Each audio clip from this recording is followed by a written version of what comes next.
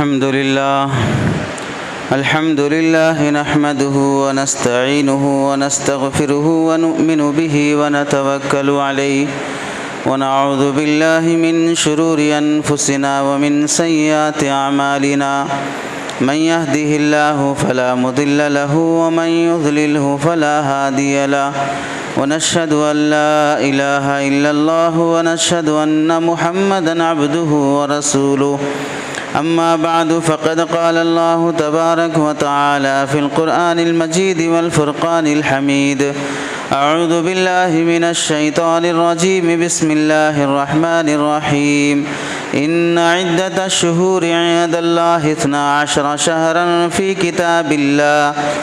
كتاب الله يوم خلق السماوات والأرض منها 4 حرم صدق الله العظيم وقال النبي صلى الله عليه وسلم اللهم علمه الكتاب والحساب وقه العذاب أو كما قال النبي صلى الله عليه وسلم اللهم صل على سيدنا محمد وعلى آل سيدنا محمد وبارك وسلم اللهم صل على سيدنا محمد وعلى آل سيدنا محمد وبارك وسلم اللهم صل على سيدنا محمد وعلى آل سيدنا محمد وبارك وسلم۔ میرے محترم عزیزوں، بزرگوں اور دوستوں، قرآن مجید کی آیت اور حدیث پاک کی روشنی میں آپ حضرات کے سامنے جو بات عرض کرنی ہے وہ نبی کریم صلی اللہ علیہ وسلم کے صحابہ اکرام میں سے بہت عظیم صحابی اور بابرکت شخصیت حضرت معاویہ رضی اللہ تعالیٰ عنہ کی زندگی سے متعلق کچھ باتیں آپ حضرات کے سامنے عرض کرنا ہے۔ اس سے پہلے ایک بات یہ سن لیں، گزشتہ سالوں میں رجب کا مہینہ شروع ہونے کے بعد ماہ رجب کی شرعی حیثیت اور ماہ رجب کی تاریخی حیثیت، یعنی رجب کے مہینے میں اللہ رب العزت اس مہینے کو کیا مقام بخشا ہے اور اس مہینے میں کیا واقعات پیش آئے ہیں، اس کا ذکر کیا جاتا تھا۔ اس کا خلاصہ یہ ہے کہ قرآن مجید کی آیت میں اللہ رب العزت ارشاد فرماتے ہیں ان عدت الشہور عند اللہ 12 شہرا فی کتاب اللہ۔ اللہ رب العزت کے نزدیک مہینوں کی تعداد، عدت الشہور مہینوں کی تعداد، عند اللہ اللہ رب العزت کے نزدیک 12 شہرا 12 مہینے ہیں۔ یہ 12 مہینے اللہ کے بنائے ہوئے ہیں، انسانوں کے بنائے ہوئے نہیں ہیں۔ اور دن کے 24 گھنٹے، گھنٹے کے اتنے منٹ اور 1 منٹ کے اتنے سیکنڈ، یہ سب اللہ کے بنائے ہوئے ہیں، انسانوں کے بنائے ہوئے نہیں ہیں۔ اور جب سے اللہ نے یہ بنایا ہے نظام، اسی وقت سے اللہ نے 4 مہینوں کو معزز اور محترم بنایا ہے، یعنی ان 4 مہینوں کا احترام کرنا ضروری ہے۔ اس میں رجب کا مہینہ بھی آتا ہے، ایک مہینہ رجب کا بھی ان 4 مہینوں میں آتا ہے۔ تو اس رجب کے مہینے میں 2 باتیں خاص طور سے علماء اکرام نے لکھی ہیں۔ پہلی بات یہ ہے کہ رجب کے مہینے میں اللہ رب العزت محترم مہینہ ہونے کی وجہ سے جو نیک اعمال کیے جائیں گے اس کا ثواب بڑھا دیں گے۔ جیسے ایک نماز آپ گھر میں پڑھیں اس کا ثواب الگ ہے، وہی نماز آپ مسجد کو آ کر پڑھیں اس کا ثواب الگ ہے۔ ایک نماز آپ مسجد میں پڑھیں اور وہی نماز آپ کعبۃ اللہ میں جا کر پڑھیں اس کا ثواب الگ ہے۔ تو جگہ بدل جانے سے ثواب بھی بدل جاتا ہے۔ بالکل اسی طرح اگر کوئی آدمی یہاں پر صدقہ خیرات کرے اور ایک آدمی کعبۃ اللہ جا کر وہاں صدقہ خیرات کرے، دونوں کی نیکی میں فرق ہو جاتا ہے۔ تو جگہ بدلنے سے جس طرح ثواب بدلتا ہے، ایسے ہی وقت بدلنے سے بھی ثواب بدل جاتا ہے۔ جیسے مثال کے طور پر نفل نماز ہے، آپ صبح کے وقت پڑھو یہ چاش کی، یہ اشراق کی نماز ہوگی، 10 بجے 9 بجے پڑھو وہ چاش کی نماز ہوگی۔ وہی نماز اگر آپ تہجد کے وقت میں پڑھتے ہیں 4 بجے 3 بجے پڑھتے ہیں تو تہجد کی نماز ہوگی۔ تہجد بھی نفل ہے، اشراق بھی نفل ہے، چاشت بھی نفل ہے، لیکن ان میں زیادہ فضیلت اور زیادہ ثواب تہجد کی نماز کا ہے، کیونکہ وقت بدلا تو ثواب بھی بدل گیا، وقت بدلا تو فضیلت بھی بدل گئی۔ ایسے ہی عام مہینوں میں آپ نماز پڑھیں، روزہ رکھیں، اس کا ثواب الگ ہے، اور جو احترام والے مہینے ہیں جس میں رجب کا مہینہ ہے، ذی قعدہ کا مہینہ ہے، ذی الحجہ کا مہینہ ہے، محرم کا مہینہ ہے، یہ 4 مہینے اللہ رب العزت کے نزدیک محترم ہیں۔ ان مہینوں میں اگر کوئی آدمی ثواب کا کام کرتا ہے تو اس کا اجر بڑھ جاتا ہے۔ جیسے اس کی واضح مثال رمضان کا مہینہ جو آنے والا ہے، عام مہینوں میں اگر کوئی آدمی روزہ رکھے، نیکی کرے، قرآن پڑھے، اور رمضان کے مہینے میں اگر کوئی آدمی نیکی کرتا ہے تو اس کا اجر 70 گنا بڑھا دیے جانے کی روایات ملتی ہیں۔ تو رجب کے مہینے میں 2 باتیں خاص طور سے ہیں۔ ایک بات تو یہ ہے کہ اس مہینے کا ثواب اللہ رب العزت کے نزدیک بڑھا دیا جاتا ہے، عظمت والا مہینہ، احترام والا مہینہ ہونے کی وجہ سے۔ دوسری بات یہ ہے، پہلے زمانے سے بھی اس مہینے میں اور ابتدائے اسلام میں بھی اس مہینے میں یہ بات تھی کہ ان 4 مہینوں میں جنگ نہیں کی جاتی۔ اسلامی غزوات، اسلامی لڑائیاں دشمنوں سے ان 4 مہینوں میں کرنے کا حکم نہیں تھا، بلکہ ممانعت تھی کہ ان 4 مہینوں میں مسلمان جنگ نہ کریں، اور یہ بات پہلے زمانے سے چلی آ رہی تھی۔ اب اس زمانے میں جو مسلمان نہیں تھے، کافر تھے، وہ لوگ اس طرح کرتے تھے کہ جنگ کرنا ہے تو مہینے کو بدل دیتے تھے، جنگ نہیں بدلتے تھے۔ مثلا جنگ چلتی آ رہی ہے جمادی الاولیٰ، جمادی الثانیہ کے مہینے سے، جمادی الثانیہ کے بعد رجب شروع ہوتا ہے۔ اب رجب کے مہینے میں جنگ نہیں کرنا ہے تو لڑنے والے لوگ یہ بولتے تھے کہ ابھی رجب کا مہینہ نہیں آیا، جمادی الثانی کا مہینہ ہی چل رہا ہے۔ جنگ پوری ختم ہونے کے بعد پھر بولتے ہیں اب رجب کا مہینہ شروع ہوا ہے۔ حالانکہ رجب کا مہینہ شروع بھی ہو گیا، ختم بھی ہو گیا، لیکن وہ مہینے کا لحاظ نہیں رکھتے تھے اپنی نفسانیت کی وجہ سے۔ جیسے اس کی مثال ہمارے سماج میں لوگ بعض مرتبہ ایسا ہوتا ہے، کوئی نہیں دیکھ رہا ہے، اس وقت آپس میں لڑ رہے ہیں، گالی گلوچ ہو رہی ہے، تو اگر کوئی آدمی دیکھ رہا ہے تو اس وقت بولیں گے خاموش رہو، فلاں لوگ دیکھ رہے ہیں، اچھا نہیں دکھتا۔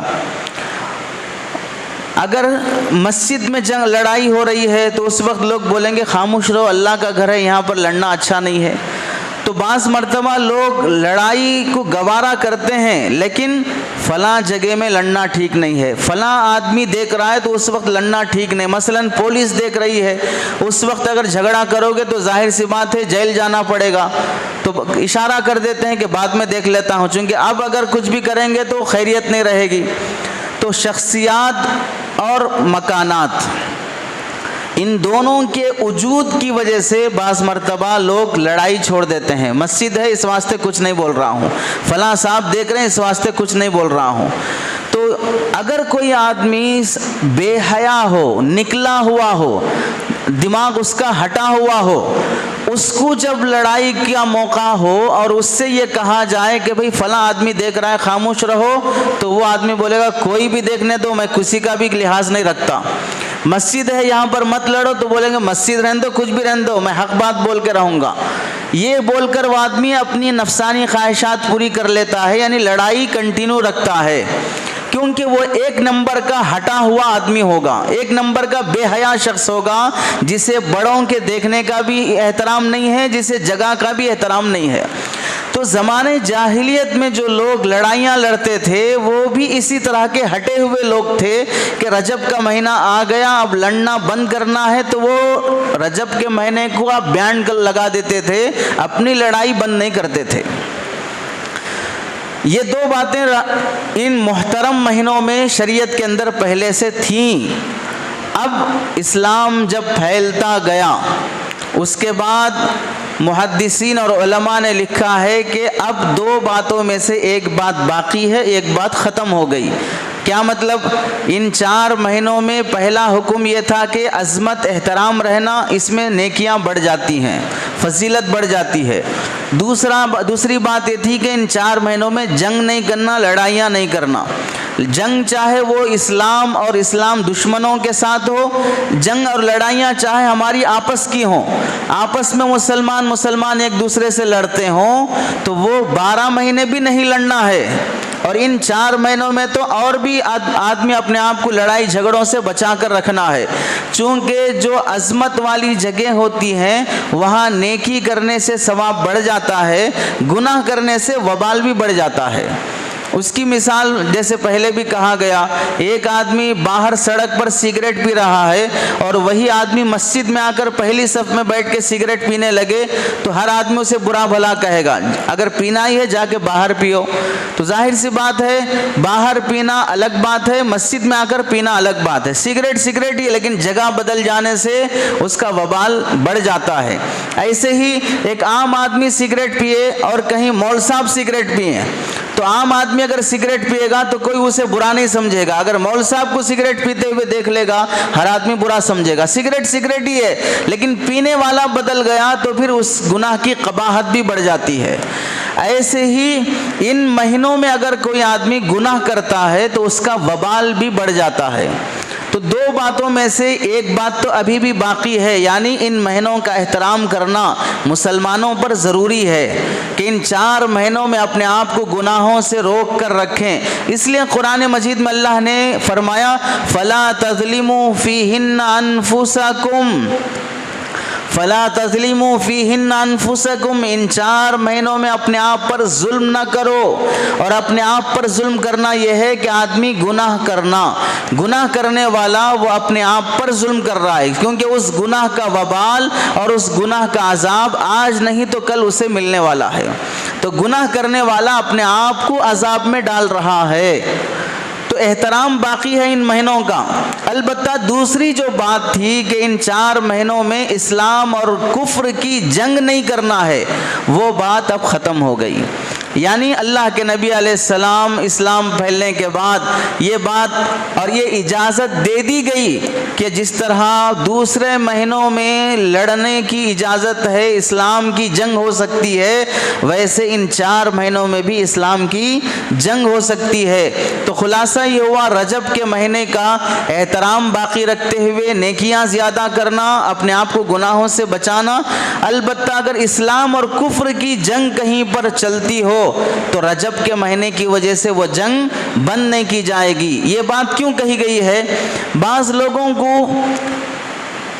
کا مزاج رہتا ہے جیسے خالی بیٹھے ہوئے ہیں، کیا کریں گے، کچھ تو بھی انگلیاں کرتے رہیں گے، حجامت کی عادت رہتی ہے بعض لوگوں کو۔ تو بہت سے لوگ ایسے ہیں جو علماء کے بیانات سننے کے بعد کمنٹس کرنے کی عادت رہتی ہے۔ بیان اچھا ہے یا غلط ہے وہ معیار پرکھنے کے لیے وہ علم والا چاہیے جو علمی بیان کا معیار پرکھ سکے۔ عام آدمی کوئی کیسا بیان ہے، کیا اچھا ہے، اسے تھوڑا جوش سے چیخ کر بول دو وہ خوش ہو جائے گا۔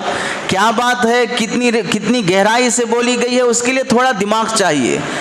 بہت سے لوگوں کا مزاج ہے، ہیرو ہیروئن اور ایکٹرز کے جو فلمز اور ان کے کلپس آتے ہیں اس پر تو بہت عشقیہ اور شوقیہ اور بہت مزے کے کمنٹس ہوتے ہیں، اور علماء کے جب بیانات ہوتے ہیں تو ان میں سے انگلیاں اور اس میں سے کچرا اور اس میں سے عیب نکالنے کی کوشش کرتے ہیں۔ ایک مولانا کا بیان ہوا، اس میں انہوں نے رجب کے مہینے سے متعلق بیان کیا تو ایک صاحب نے کمنٹ کیا کہ پورا بیان تضاد پر مشتمل ہے، یعنی ٹکراؤ والی باتیں بیان کر رہے ہیں۔ یعنی کیا مطلب، ایک طرف تو آپ بول رہے ہیں کہ رجب کے مہینے کا احترام کرنا اور اس میں لڑائی جھگڑا نہیں کرنا، زمانے جاہلیت سے بھی یہ بات تھی کہ ان 4 مہینوں میں جھگڑے اور لڑائیاں چاہے وہ اسلام کی خاطر ہی کیوں نہ ہو بند ہیں۔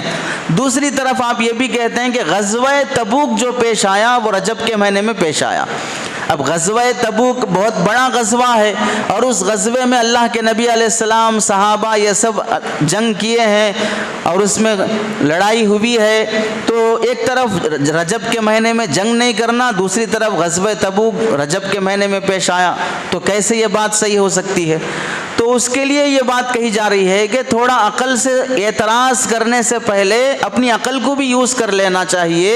امانت ہے سمجھ کر, اللہ کی دی ہوئی نعمت سمجھ کر اٹھا کے نہیں رکھ دینا الماری میں, عقل یوز بھی کر لینا چاہیے. دو باتوں میں سے دوسری بات یعنی جنگ کرنے کی جو بات ہے وہ منسوخ ہو گئی. مطلب یہ ہوگا کہ اللہ کے نبی علیہ السلام کے لیے شروعات میں یہ بات تھی, بعد میں یہ بات اجازت دے دی گئی کہ رجب کے مہینے میں اسلامی غزوات اور اسلامی جنگ ہو سکتی ہے. چنانچہ دیکھیے ایک محدث امام بیہقی رحمۃ اللہ علیہ لکھتے ہیں جنگ کرنے کا حکم منسوخ ہو چکا ہے. عربی عبارت ہے وَكَانَ ذَلِكَ فِي أَوَّلِ الْإِسْلَامِ أَنْ لَا يُقَاتَلُوا ثُمَّ أَذِنَ اللَّهُ تَعَالَى فِي قَتْلِ الْمُشْرِكِينَ فِي جَمِيعِ الْأَوْقَاتِ وَبَقِيَتْ حُرْمَةُ الْأَشْهُرِ الْحُرُمِ فِي تَضْعِيفِ الْأُجُورِ. اس میں کیا فرمایا گیا؟ جنگ کرنے کی جو ممانعت تھی وہ ختم ہو گئی, البتہ احترام مہینوں کا باقی رکھا جائے گا.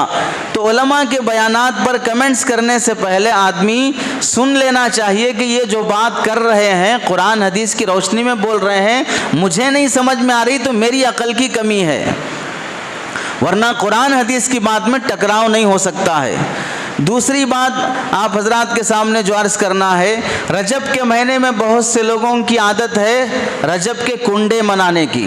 اس میں روٹیاں بناتے ہیں, فاتحہ دلاتے ہیں, لوگوں کو کھانا کھلاتے ہیں.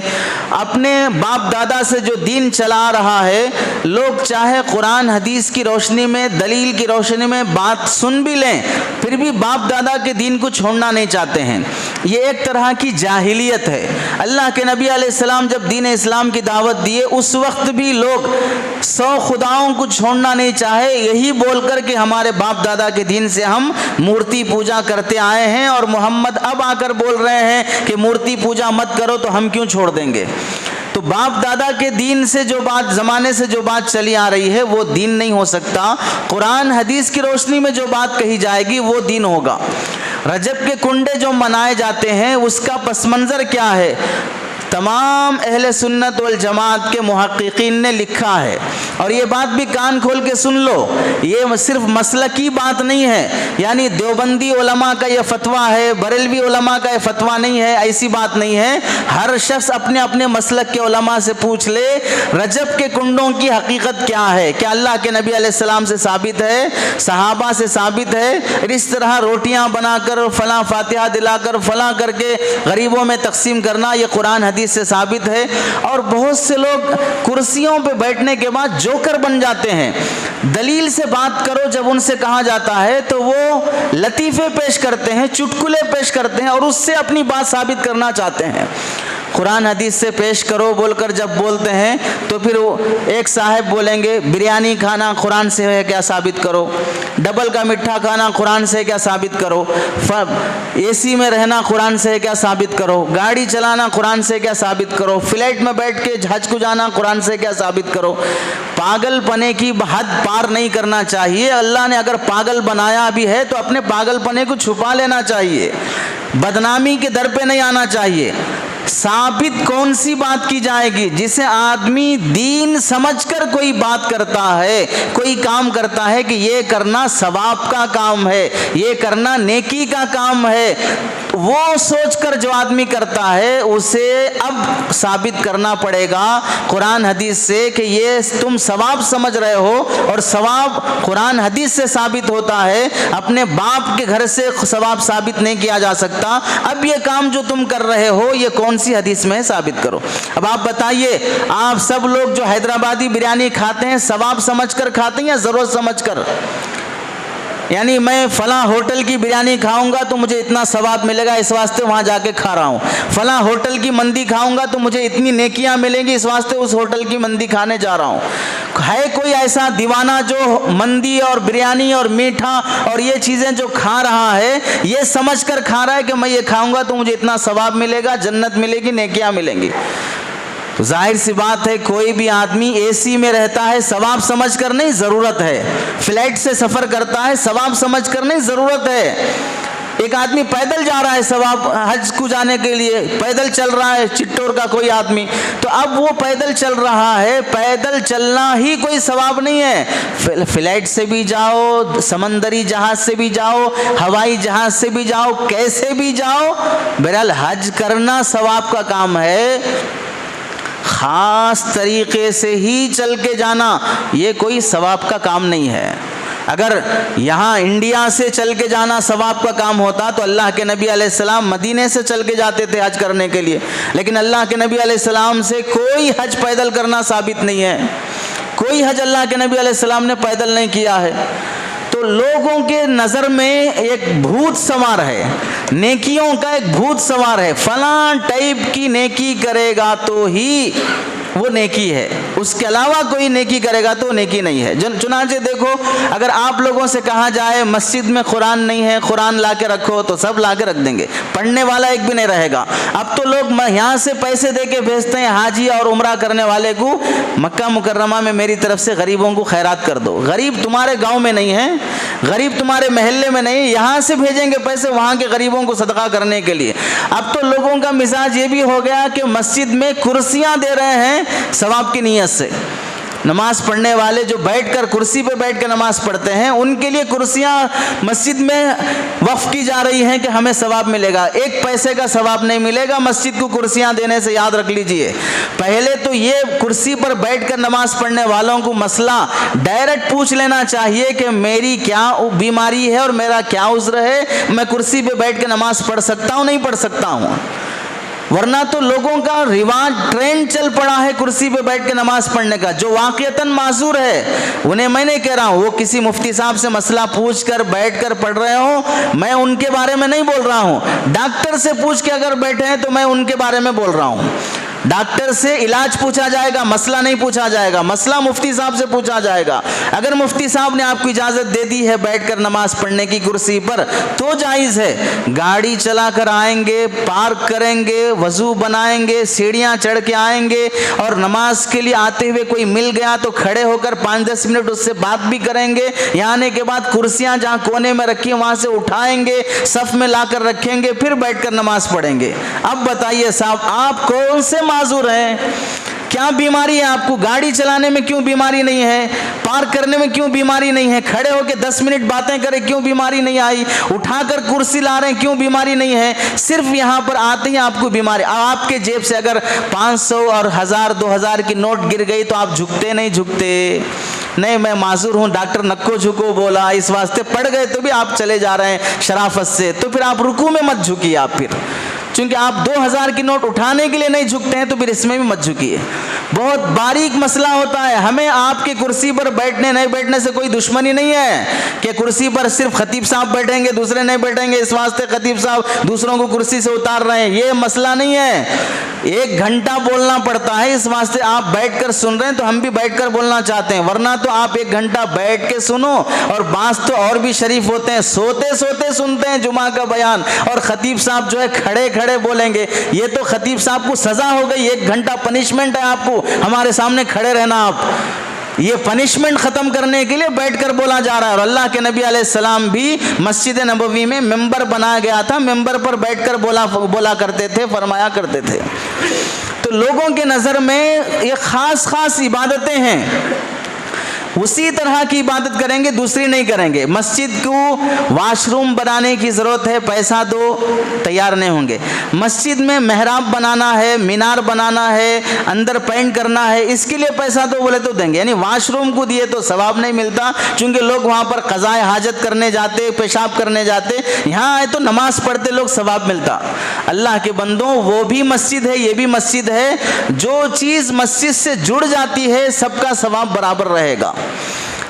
یہ عظمت نہیں ہونے کی وجہ سے لوگ یہاں پر کوئی کاڑی گر گئی، کوئی کنکر گر گیا اٹھا کے جیب میں رکھ لیتے ہیں، داڑھی کا بال نکل کے گر گیا اٹھا کے رکھ لیتے ہیں، لیکن یہی لوگ واش روم میں جانے کے بعد پان پراگ کھا کے تھوک کے آتے ہیں۔ یہاں مسجد میں تو پاکی صفائی کے لیے گاڑی اٹھا لیتے ہیں، وہاں واش روم کی صفائی کا خیال نہیں رہتا۔ اللہ کے بندوں، وہ واش روم تمہارے گھر کا نہیں ہے، یہ اللہ کے گھر کا ہے۔ اپنے گھر کے واش روم میں آیا اور ہوم میڈ کو بول کر جس طرح صفائی کراتے ہو، ہفتے میں ایک بار صاف کرنا ضروری ہے۔ یہاں پر اتنے سالوں سے مسجد کا واش روم یوز کیا جاتا ہے، کتنے لوگ اس کی صفائی کا خیال رکھتے ہیں؟ ایسی گندگی رہتی ہے کہ نفرت ہوتی ہے اس جگہ پر قضاء حاجت کو جانے سے۔ آدمی یہ سوچے گا اپنے گھر میں جا کے بیٹھیں گے، یہاں کا واش روم یوز نہیں کریں گے۔ مسلمان خود اپنی حرکتوں سے اسلام کو بدنام کر رہا ہے، ورنہ اسلام میں جو پاکی صفائی کا حکم ہے وہ کسی اور مذہب میں نہیں ہے۔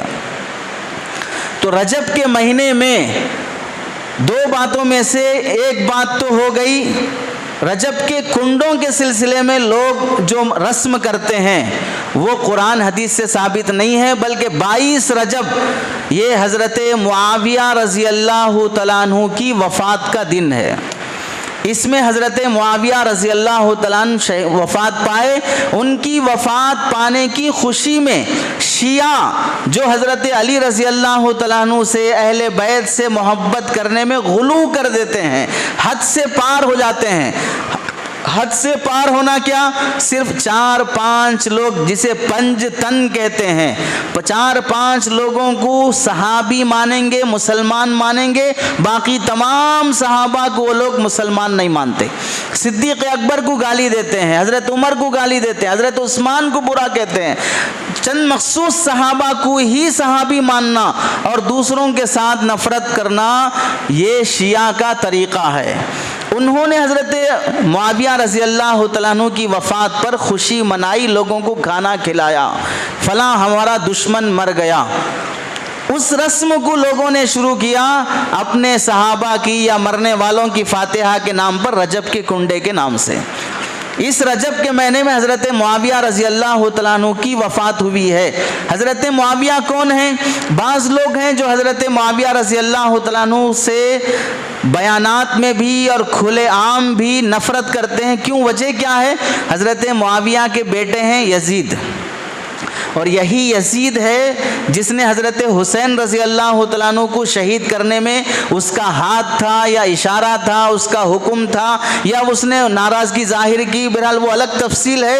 یزید سے نفرت اور اس کی دشمنی میں حضرت معاویہ رضی اللہ تعالیٰ عنہ پر بھی برا بھلا کہنا شروع کر دیتے ہیں، کیونکہ حضرت معاویہ کا ہی بیٹا تھا یزید جس نے حضرت حسین رضی اللہ تعالیٰ عنہ کو شہید کروایا یا شہید ہونے پر خوش رہا۔ دیکھیے دونوں میں فرق ہے۔ ایک بات ہے کہ باپ صحابی ہے، باپ کا مقام اونچا ہے، بیٹا غلط حرکتوں میں ہے اور باپ دنیا سے انتقال کر گیا، وہ دنیا میں ہے نہیں ہے، تو اب اگر بیٹا کچھ بھی حرکت کرتا ہے تو اس میں باپ کی کیا غلطی ہے؟ جب باپ دنیا میں ہے ہی نہیں ہے۔ تو حضرت حسین اور یزید کی جب جنگ ہو رہی تھی اس وقت حضرت معاویہ دنیا میں نہیں تھے، انتقال فرما گئے تھے۔ اس کی وجہ سے حضرت حسین اور یزید کی جنگ کی وجہ سے حضرت معاویہ رضی اللہ تعالیٰ عنہ پر لعن طعن کرنا یہ اپنے ایمان کو خطرے میں ڈالنے کی بات ہے۔ حضرت معاویہ کون ہے؟ ان کا بیک گراؤنڈ کیا ہے اسے سن لیجئے۔ عرب قبائل میں 10 مشہور خاندان تھے، عرب میں 10 مشہور خاندان تھے، اس میں سے یہاں 2 خاندان کا ذکر کرتے ہیں۔ ایک پہلا خاندان ہے بنو ہاشم۔ بنو ہاشم کون ہے؟ جس میں حضرت علی رضی اللہ تعالیٰ عنہ، حضرت حمزہ رضی اللہ تعالیٰ عنہ، حضرت عباس رضی اللہ تعالیٰ عنہ اور خود اللہ کے نبی علیہ السلام بھی اسی خاندان سے ہیں، بنو ہاشم خاندان سے۔ اور دوسرا خاندان جو مشہور ہے وہ ہے بنو امیہ کا۔ بنو امیہ وہ خاندان ہے جو 4 خلفاء ابو بکر، عمر، عثمان، علی رضی اللہ تعالیٰ عنہ اجمعین کے بعد جنہوں نے حکومت اور بادشاہت سنبھالی وہ بنو امیہ کا خاندان ہے۔ اس خاندان سے حضرت معاویہ رضی اللہ تعالیٰ عنہ ہے۔ بنو ہاشم سے اللہ کے نبی علیہ السلام اور دوسرے صحابہ حضرت علی وغیرہ ہیں، اور بنو امیہ سے حضرت معاویہ رضی اللہ تعالیٰ عنہ ہے۔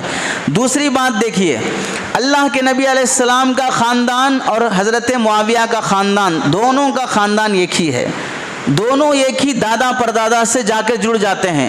دیکھیے سلسلہ نسب کیسا ہے. اللہ کے نبی علیہ السلام محمد نام، والد کا نام عبداللہ، دادا کا نام عبد المطلب، پردادا کا نام ہاشم اور سکر دادا کا نام عبد مناف. تو اب ترتیب کیا ہوگی؟ محمد بن عبداللہ بن عبد المطلب بن ہاشم بن عبد مناف، یعنی چوتھے درجے میں عبد مناف جو نام آ رہا ہے وہ حضور صلی اللہ علیہ وسلم کے دادا ہیں. عبد مناف جو نام آ رہا ہے وہ حضور صلی اللہ علیہ وسلم کے دادا ہیں. اب ادھر دیکھیے عبد مناف کی 4 اولاد ہیں. عبد مناف کی 4 اولاد ہیں. عبد مناف جو حضور صلی اللہ علیہ وسلم کے چوتھے درجے میں دادا ہوتے ہیں. ان کے عبد مناف کے جو بیٹے ہیں ان میں سے ایک کا نام ہے ہاشم جو حضور صلی اللہ علیہ وسلم کے دادا ہوتے ہیں. دوسرے کا نام ہے عبد شمس. یہ عبد شمس جو عبد مناف کے بیٹے ہیں یہ حضرت معاویہ رضی اللہ تعالیٰ عنہ کے دادا ہیں. تو اب اس کا مطلب کیا ہوا؟ حضرت معاویہ کے دادا عبد شمس اور حضور صلی اللہ علیہ وسلم کے دادا ہاشم دونوں ایک دوسرے آپس میں بھائی ہیں. دونوں ایک دوسرے آپس میں بھائی ہیں. تو حضور صلی اللہ علیہ وسلم کا نسب اوپر جا کر جہاں حضور صلی اللہ علیہ وسلم کے چوتھے درجے میں دادا عبد مناف بنتے ہیں وہیں پر حضرت معاویہ رضی اللہ تعالیٰ عنہ کے دادا 5ویں درجے میں عبد مناف حضرت معاویہ رضی اللہ تعالیٰ عنہ کے دادا بنتے ہیں.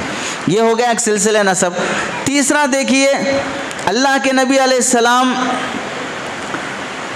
اور حضرت معاویہ رضی اللہ تعالیٰ عنہ عبد شمس جو عبد مناف کے بیٹے ہیں. عبد شمس جو عبد مناف کے بیٹے ہیں یہ عبد شمس کے پھر 3 بیٹے ہیں. 3 بیٹوں میں سے ایک بیٹے کا نام ربی ہے. ربی کون ہے؟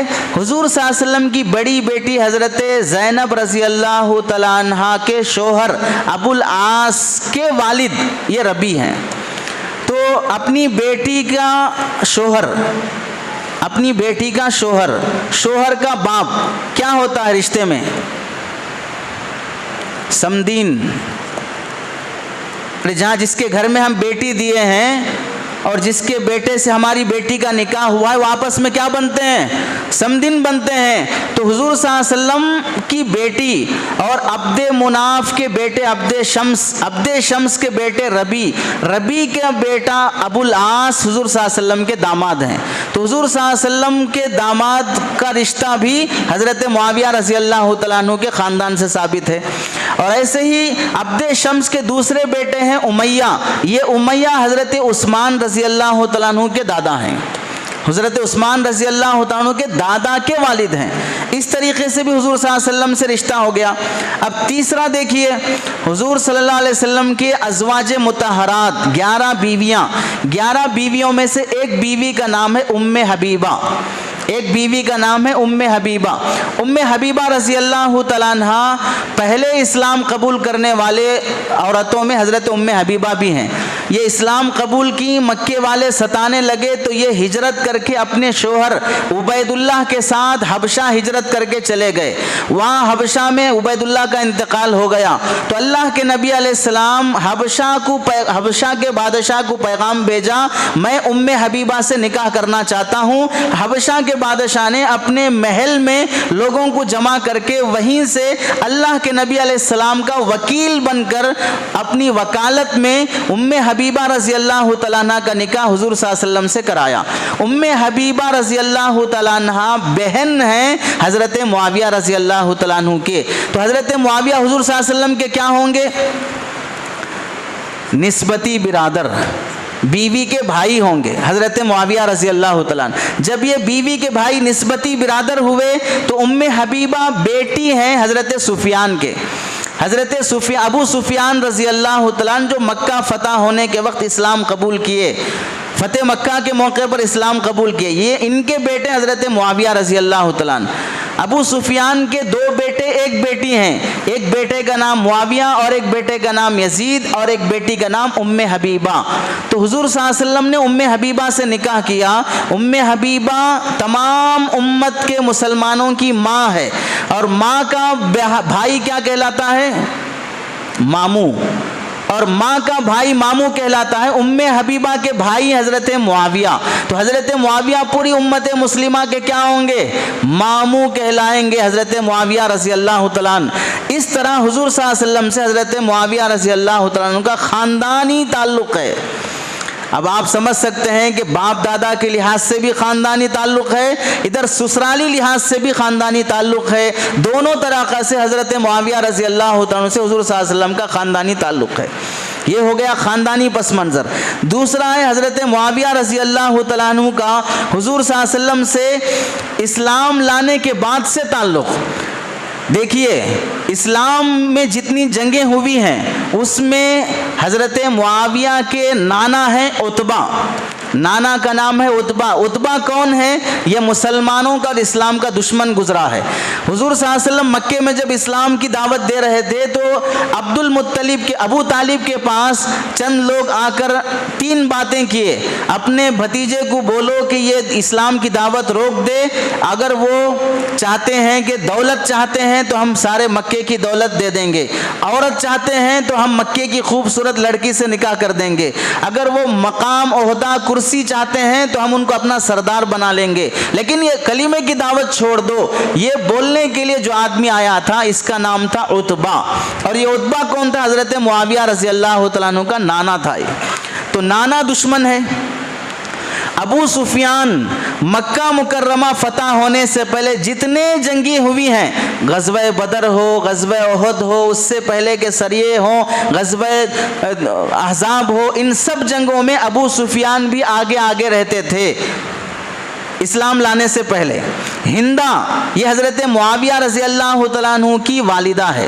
ہندہ کون ہے سب جانتے ہیں, حضرت حمزہ رضی اللہ تعالیٰ عنہ کو شہید کرنے والے شخص وحشی, جن وحشی نے حضرت حمزہ کو شہید کیا اور ہندہ نے ان کا کلیجہ چبانے کی کوشش کی, یہ ہندہ حضرت معاویہ کی والدہ ہیں.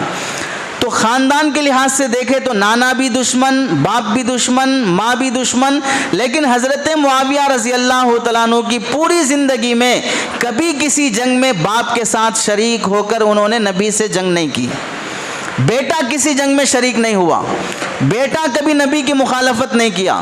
حالانکہ ہجرت کے وقت حضرت معاویہ کی عمر 17 سال کی تھی, اللہ کے نبی کی عمر 35 سال کی تھی, حضرت معاویہ پیدا ہوئے. اللہ کے نبی بنے تو اس وقت حضرت معاویہ کی عمر 5 سال کی تھی. ہجرت کے موقع پر حضرت معاویہ کی عمر 17 سال کی تھی, لیکن کسی جنگ میں حضرت معاویہ نے اللہ کے نبی کے خلاف تلوار نہیں اٹھائی, بلکہ عمرۃ القضاء کے موقع پر اللہ کے نبی جب عمرہ کرنے کے لیے آئے, مکے کے لوگوں نے بائیکاٹ کر دیا, عمرہ بند کر دیا. دوسرے سال جب عمرہ کرنے کے لیے آئے تو اس وقت عمرہ کرنے کے بعد بال نکالنا ہوتا ہے, تو وہ بال حضرت معاویہ نے نکالے. یعنی ابھی مکہ مکرمہ فتح ہونے کے وقت اسلام قبول کرنا ظاہر کیا مکہ فتح ہونے کے وقت, لیکن اس سے پہلے ہی اللہ کے نبی علیہ السلام پر ایمان لا چکے اور اللہ کے نبی علیہ السلام کی خدمت کرنے کی سعادت حاصل ہے. حضرت معاویہ رضی اللہ تعالیٰ عنہ بچپن سے ہی لکھنے پڑھنے کے شوقین تھے. اللہ کے نبی علیہ السلام سے جو ان سے خصوصیت ثابت ہے, اللہ کے نبی علیہ السلام پر اسلام قبول کرنے کے بعد پڑھنا لکھنا جانتے تھے, تو اللہ کے نبی نے چند صحابہ کو قرآن اترنے کے بعد, وحی نازل ہونے کے بعد اپنا کاتب وحی بنایا. یعنی جو بھی وحی نازل ہوگی اسے قرآن کتاب کی شکل میں لکھ لینا ہے. تو لکھنے کے لیے چند صحابہ کو اللہ کے نبی نے چنا. ان میں 2 صحابہ بہت آگے آگے رہتے تھے, ایک زید بن ثابت رضی اللہ تعالیٰ عنہ, دوسرے حضرت معاویہ رضی اللہ تعالیٰ عنہ. جو بھی, بلکہ رات کے وقت بھی سب لوگ سو جاتے اپنے گھروں میں جا کر, لیکن یہ 2 صحابہ اللہ کے نبی کے پاس رہتے تھے. پتہ نہیں کب کون سی وحی نازل ہو اور ہمیں لکھنے کے لیے اللہ کے نبی علیہ السلام یاد فرما لیں. اور حدیث میں آتا ہے کہ اللہ کے نبی علیہ السلام نے ایک مرتبہ حضرت معاویہ کو 4 دعائیں دی. پہلی دعا کیا ہے دیکھیے, اللہم اجعلہ ہادیا مہدیا واہدی بہ, اے اللہ معاویہ کو ہدایت دے, ہدایت یافتہ بنا اور اس کے ذریعے سے لوگوں کو ہدایت نصیب فرما. نبی جس کے لیے ہدایت کی دعا مانگی، صرف ہدایت نہیں، اس کے ذریعے سے لوگوں کو ہدایت ملے، تو اب بتائیے وہ شخص کیا گمراہ ہو سکتا ہے؟ وہ شخص غلطی پر ہو سکتا ہے جس کی ہدایت، بلکہ اس کے ذریعے سے قوم کو ہدایت ملنے کے اللہ کے نبی نے دعا فرمائی ہو۔ دوسری دعا اللہ کے نبی فرماتے ہیں اللہم علم معاویۃ الکتاب والحساب وقہ العذاب، اے اللہ معاویہ کو قرآن کا علم عطا فرما، معاویہ کو حساب کتاب میکس کا علم عطا فرما، معاویہ کو عذاب قبر سے نجات عطا فرما۔ نام لے کر اللہ کے نبی علیہ السلام نے دعا فرمائی۔ تیسری دعا اللہم علمہ الکتاب ومکن لہ فی البلاد وقہ سوء العذاب، اے اللہ معاویہ کو قرآن کا علم دے اور معاویہ کو ملکوں میں حکمرانی دے، اسے امیر بنا، گورنری دے، بادشاہت دے، اور پھر اسے دردناک عذاب سے اس کی حفاظت فرما۔ چوتھی دعا ہے اللہم املاہ علما، معاویہ کے پیٹ کو علم سے بھر دے۔ تو یہ چار دعائیں حضرت معاویہ رضی اللہ تعالیٰ عنہ کو اللہ کے نبی نے نام لے کر دی ہوں تو وہ آدمی غلطی پر کیسے ہو سکتا ہے؟ اور دیکھیے حضرت عبداللہ ابن مبارک رحمۃ اللہ علیہ جو امام بخاری رحمۃ اللہ علیہ کے استاذ ہوتے ہیں، ان سے کسی نے پوچھا حضرت معاویہ افضل ہیں یا حضرت عمر ابن عبدالعزیز رحمۃ اللہ علیہ افضل ہیں؟ حضرت معاویہ صحابی ہیں، عمر بن عبدالعزیز صحابی نہیں ہیں، لیکن وہ بہت مشہور اور مقبول خلافت راشدہ کے ایک خلیفہ شمار ہوتے ہیں۔ تو حضرت عبداللہ ابن مبارک سے پوچھا کہ دونوں میں سے کون افضل ہیں؟ ایک طرف صحابی، دوسری طرف تابعی۔ صحابی کے درجے کو دنیا کا کوئی تابعی، کوئی ولی، ہزار عبد القادر جیلانی، ہزار نظام الدین اولیاء، ہزار لاکھ خواجہ معین الدین چشتی، لاکھوں ولی وہ ایک طرف ہو جائیں، ایک صحابی ایک طرف ہو جائے، کوئی ولی ان صحابی کے دھول کے برابر بھی نہیں ہو سکتا ہے، صحابہ کا جو مقام ہے۔ تو حضرت معاویہ اور حضرت عمر بن عبدالعزیز دونوں کا کمپیئر کرتے ہوئے عبداللہ ابن مبارک سے کسی نے پوچھا کہ دونوں میں کون افضل ہیں؟ عبداللہ ابن مبارک رحمۃ اللہ علیہ نے فرمایا حضرت معاویہ نے اللہ کے نبی کے ساتھ جو جنگ لڑی ہے اور جنگ میں گھوڑے پر سوار ہو کر جو چلے ہیں، چلتے وقت جو دھول اڑ کر گھوڑے کی ناک میں گئی ہے، وہ ناک میں جو دھول گئی ہے اس دھول کے برابر بھی عمر بن عبدالعزیز نہیں ہو سکتے۔ حالانکہ عمر بن عبدالعزیز کا مقام کتنا بڑا ہے، لیکن صحابی کے برابر کوئی تابعی نہیں پہنچ سکتا۔ لیکن افسوس کی بات یہ ہے کہ لوگ 22 رجب میں رجب کے کنڈوں کے نام سے جو رسم مناتے ہیں، وہ حضرت معاویہ رضی اللہ تعالیٰ عنہ کی وفات کی خوشی میں وہ رسم شروع ہوئی ہے۔ مسلمان جانے انجانے میں وہ رسم جو حضرت معاویہ کی وفات پر کی جاتی ہے یہ لوگ شروع کر لیتے ہیں۔ اور دیکھیے حضرت معاویہ رضی اللہ تعالیٰ عنہ کیا فضیلت حاصل ہے۔ اللہ کے نبی علیہ السلام کو وضو کروایا، وضو کرنے کے بعد اللہ کے نبی نے حضرت معاویہ کی طرف دیکھ کر خوشی میں مسکرا کر فرمایا معاویہ اگر تم کسی علاقے کے گورنر بن گئے، امیر بن گئے تو لوگوں کے ساتھ انصاف کرنا۔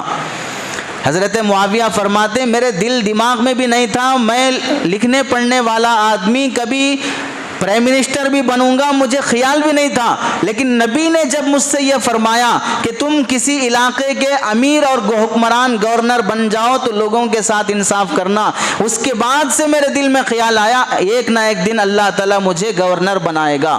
چنانچہ حضرت عمر رضی اللہ تعالیٰ عنہ کے زمانے میں حضرت معاویہ کے بھائی تھے یزید، حضرت معاویہ کے بھائی تھے یزید، اور ایک بیٹا تھا یزید، بیٹا وہ حضرت حسین سے جو لڑا ہے، بھائی حضرت معاویہ کے یزید تھے، یہ ملک شام کے گورنر تھے، وہاں ان کا انتقال ہو گیا تو حضرت عمر نے حضرت معاویہ کو ملک شام کا گورنر بنا کر بھیجا۔